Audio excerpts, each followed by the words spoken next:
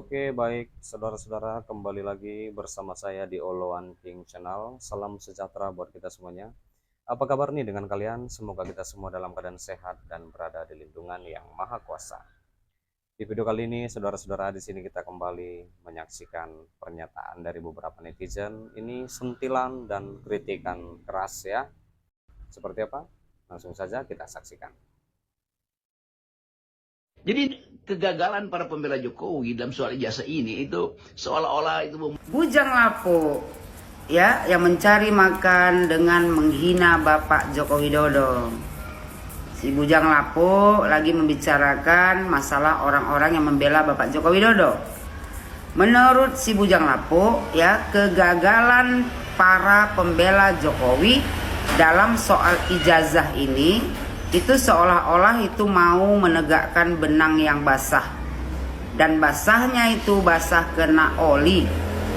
Coba aja, kata si Bujang Lapuk, negakin benang basah karena oli, nggak pernah kering itu katanya. Jadi kemampuan berpikir dari mereka yang membela Jokowi akhirnya dipertontonkan dalam bentuk kedunguan. Manusia yang sok pintar. Bujang Lapuk, sadar diri kau, yang dungu itu sebenarnya kau mencari makan ya. Selama 10 tahun Joko Widodo memimpin negara Republik Indonesia ini, kau cari makan dengan menjelekkan Pak Jokowi. Nasib kau baik, Joko Widodo presidennya. Kalau sempat ya, presiden kedua udah selesai kau. Bujang Lapuk, para pembela Joko Widodo bukan menegakkan benang yang basah, apalagi benangnya kena oli. Yang menegakkan benang yang basah itu yang menuduh ijazah Pak Jokowi palsu. Mereka tak pernah bisa membuktikan ijazah Pak Jokowi palsu. Walaupun Barreskrim sudah menyatakan ijazah Bapak Joko Widodo asli, tapi mereka tetap ngotot ya menyatakan ijazah Pak Jokowi palsu. Jadi mana satu yang menegakkan benang yang basah? Pembela Pak Jokowi kah?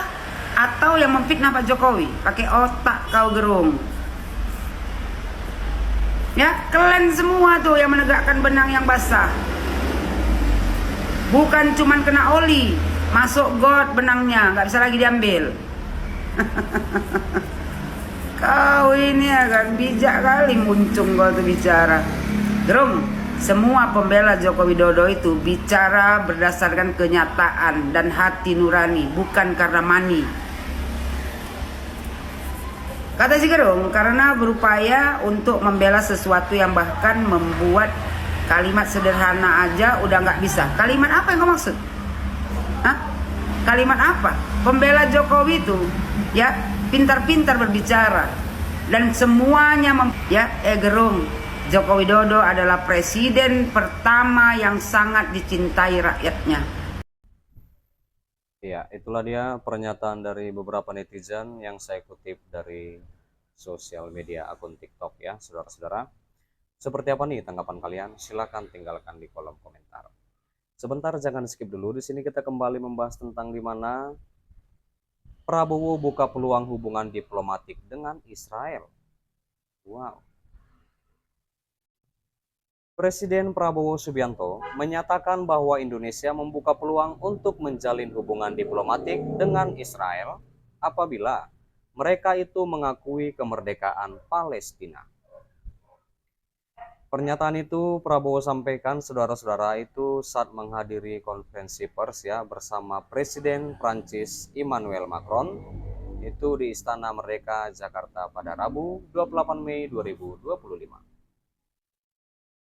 Begitu negara Palestina diakui oleh Israel, Indonesia siap untuk mengakui Israel dan kita siap membuka hubungan diplomatik dengan Israel, kata Prabowo itu pada siaran kanal YouTube Sekretariat Presiden ya, saudara-saudara. Dan Prabowo juga menegaskan bahwa Indonesia mendorong solusi dua negara atau two-state solution sebagai penyelesaian konflik di antara kedua negara. Kemerdekaan bangsa Palestina merupakan satu-satunya jalan untuk mencapai perdamaian yang benar, kata Prabowo. Dalam kesempatan yang sama, Prabowo juga menyatakan menyatakan bahwa Indonesia perlu mengakui Israel sebagai negara yang berdaulat meskipun Indonesia mendukung penuh kemerdekaan Palestina. Saya tegaskan bahwa kita juga harus mengakui dan menjamin hak Israel untuk berdiri sebagai negara yang berdaulat dan negara yang harus diperhatikan dan dijamin keamanannya.